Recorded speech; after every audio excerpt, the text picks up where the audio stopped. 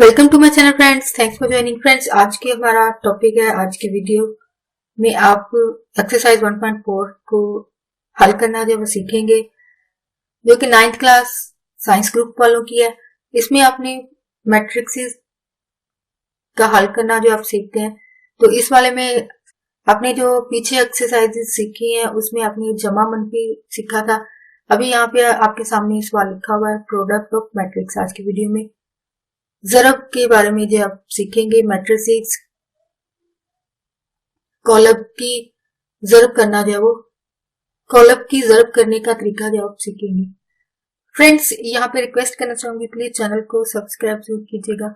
इसके लिए subscribe button पर क्लिक कीजिएगा, सब बेल के आइकन पे जरूर क्लिक कीजिएगा। इस पर क्लिक करने से आपको हमारी खाने आने वाली वीडियो की अपडेट मिल सकेगी और आप हमारी वीडियो सबसे पहले देख पाएंगे। एक्सरसाइज मशक नंबर 1/4 है, जिसमें सामने लिखा हुआ कि प्रोडक्ट ऑफ मैट्रिक्स यानी आपने कॉलमों की ज़रब करनी है। तो आपको पता होना चाहिए पहले कि प्रोडक्ट क्या होता है। ये आपका एक मारूदी टाइप क्वेश्चन है। पहले वाला सवाल नंबर 1 जो है वो यहाँ पे लिखा हुआ कि कन्फर्मेबल यानी कॉलमों की ज़रब मुमकिन है या नहीं, ये आपने बताना है। यहाँ पे पहले आपको प्रोडक्ट पता होना चाहिए। प्रोडक्ट ज़रब या ये जो ज़रब है इसी को मल्टीप्लाई कहा जाता है। ठीक है, ये आपको याद होनी चाहिए। मल्टीप्लाई या फिर इसी को आप प्रोडक्ट कहते हैं। ठीक है, दूसरा इसका नाम क्या होगा? प्रोडक्ट या फिर ज़रब, यानी 3 नाम है एक ही अमल के।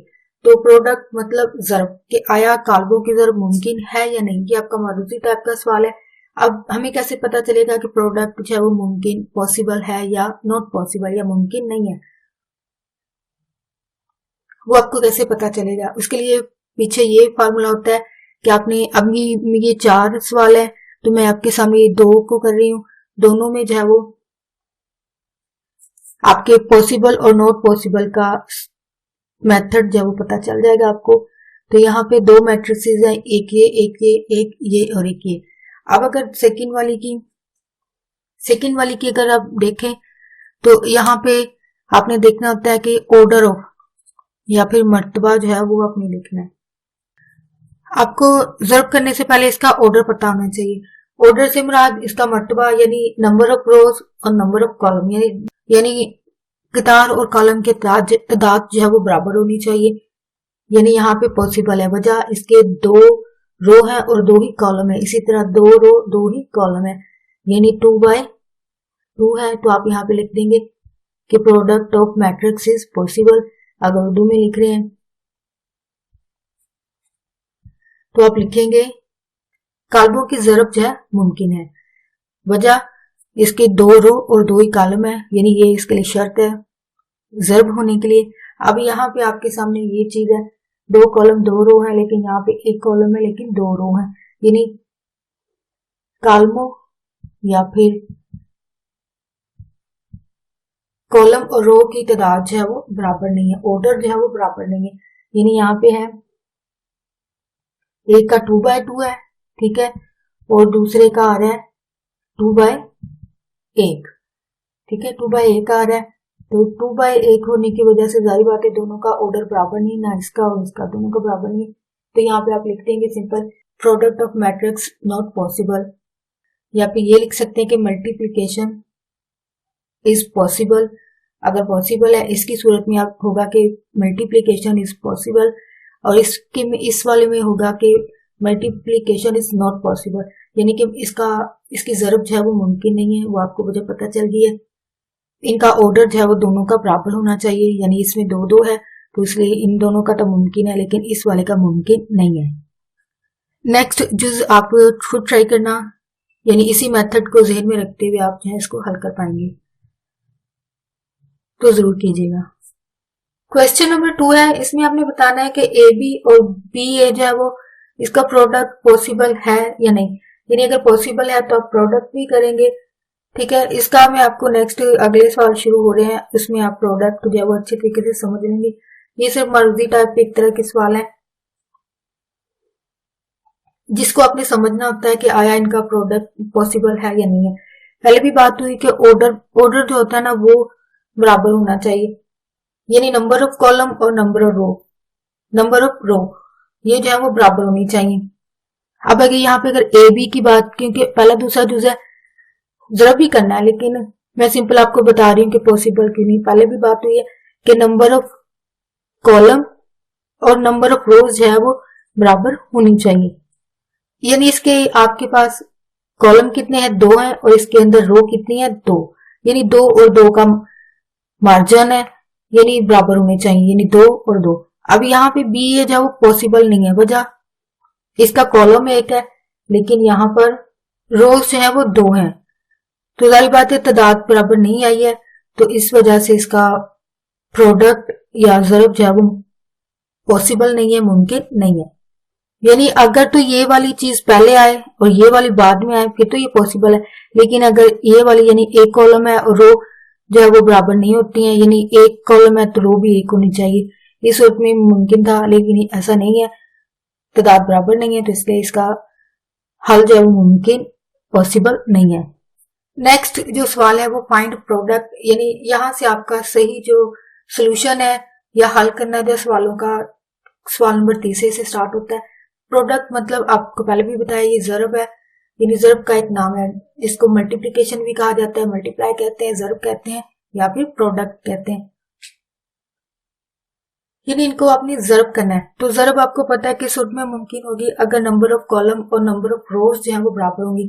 तो यहाँ पे अगर कॉलम है 2 कॉलम है तो 2 ही रो है, तो इसलिए इसका पॉसिबल है, यानी सबका पॉसिबल है, जितनी भी है इन सबका पॉसिबल है, यानी इसमें आपको पहले बताने की जरूरत ही नहीं है कि पॉसिबल और नॉट पॉसिबल, लेकिन हो सकता है किसी सवाल में जाहिर बात है कुछ डिफरेंट करने के लिए ऐसा सवाल भी आ जाए, लेकिन फिलहाल इस वाले में नहीं है, यानी इनके जरूर आप कर सकते हैं।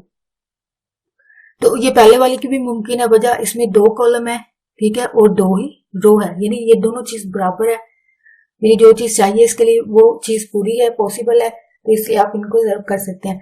तो पहला मैं यहाँ आपके लिए कर रही हूँ, ये है ज़रब के अलामत ना लगाएं, कोई इशू नहीं है, ब्रैकेट्स होती हैं इसी चीज को जाहिर करती है कि आपस में ज़रब खा रही हैं।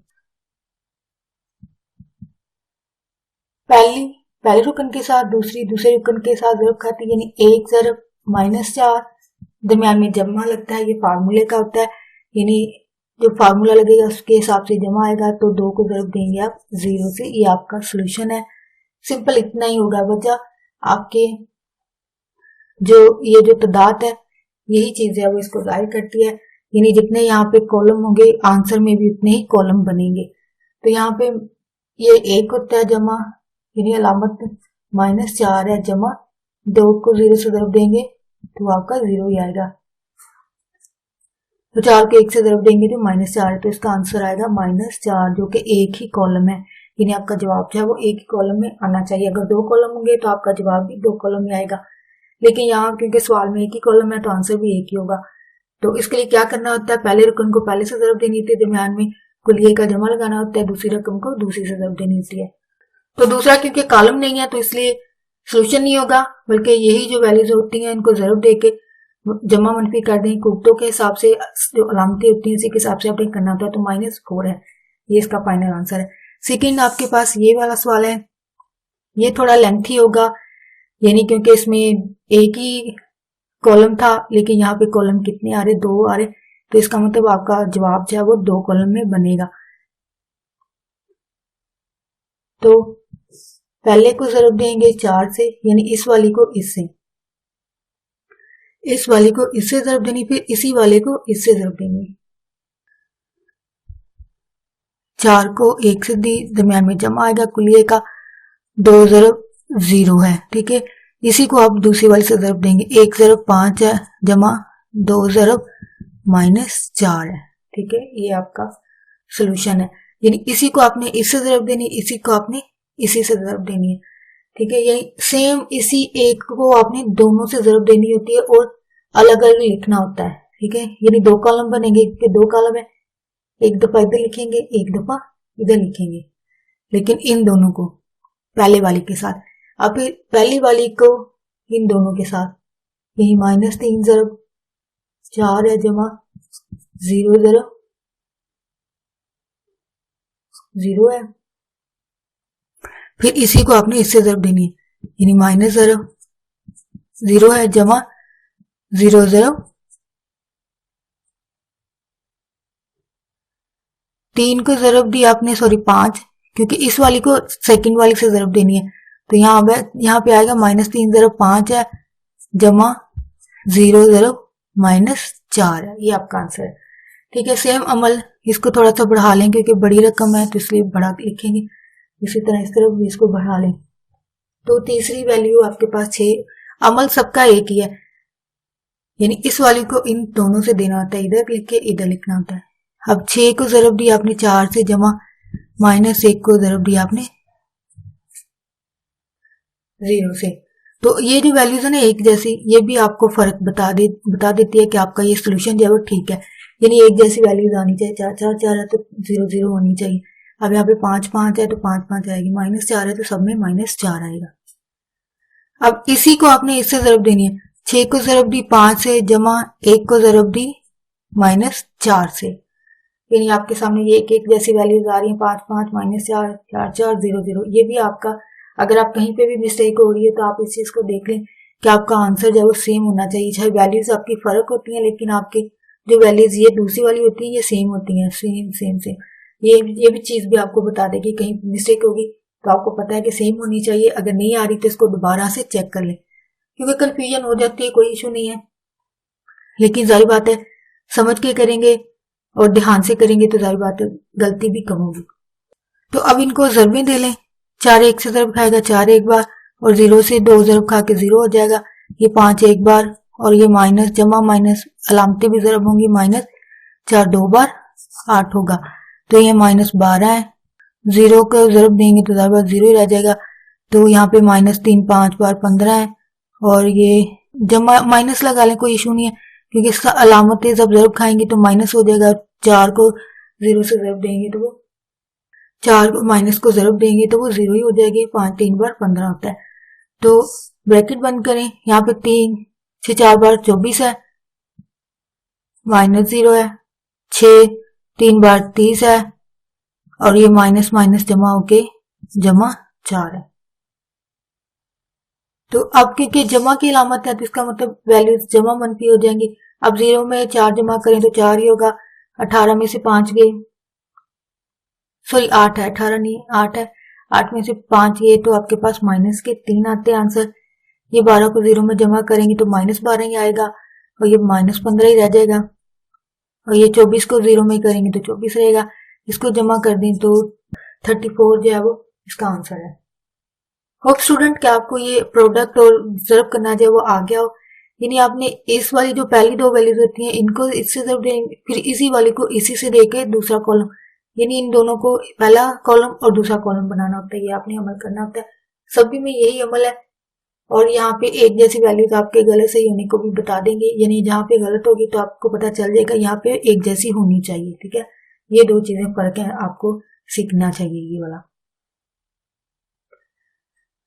सिंपल बात भी बस ज़रबे दें और इनको जमा कर दें अलामतों के हिसाब से, तो आपका फाइनल आंसर आ जाता है।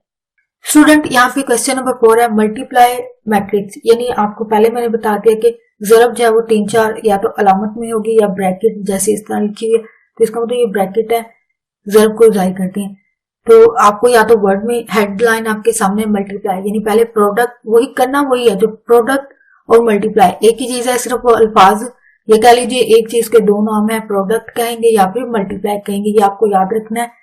यानी ये दोनों लफ्ज जब आ जाए तो आपको पता होना चाहिए, इसका मतलब ये है कि आपने दो कॉलमों को ज़रब देनी है जो आपने पहले मेथड सीखा है। तो इस क्वेश्चन के जब 5 नेक्स्ट जुज है, तो मैं 5 में से ये एक कर रही हूँ आपके लिए, ये है डी, इसका डी है, यानी एक 4th है, तो मैं 4th वाला आपके लिए करना ज़रब भी है, वही जो पहले आपने सीख लिया वही अमल है। तो ऑलमोस्ट सारे सवाल यही है, मैं आपके लिए सिर्फ एक एक कर रही हूँ, तो आप बाकी को ट्राई करने की कोशिश करना। आप मेथड बस एक दफा समझ लो, सिंपल आपने ज़रबें करनी है, उनको अलामतों के हिसाब से जमा करना है और कुछ नहीं करना, और फाइनल आपका आंसर आ जाता है। तो ज़रब पहले भी आपको पता है कि जो रो होती है इसको आपने दोनों के साथ जो वो ज़रब देनी होती है। ठीक है, और ये जो कॉलम है इसका मतलब 2 है, तो इसका मतलब आपके जवाब में भी कितने कॉलम बनेंगे, 2 बनेंगे। तो 8 को ज़रब दें आप 2 से, दरमियान में जमा लगता है कुलिये का, फिर आपने 5 को ज़रब देनी है -4 से, यानी पहली रो को पहले कॉलम से, पहली रो को फिर सेकंड कॉलम से आपने ज़रब देनी होती है। तो 8 ज़रब -2 बटे दरमियान में जमा कुलिये का आता है, फिर 5 को आपने ज़रब दी 4 से, ठीक है। नेक्स्ट फिर यही अमल है, सेम है, लेकिन अब यही अमल सेकंड रो से होगा। तो वो 6 है, 6 को ज़रब दे दें 2 से, जमा 4 ज़रब -4 है, ठीक है। फिर आ जाता है 6 को ज़रब दें आप -5 बटे 2 से, जमा 4 ज़रब 4 है, ठीक है।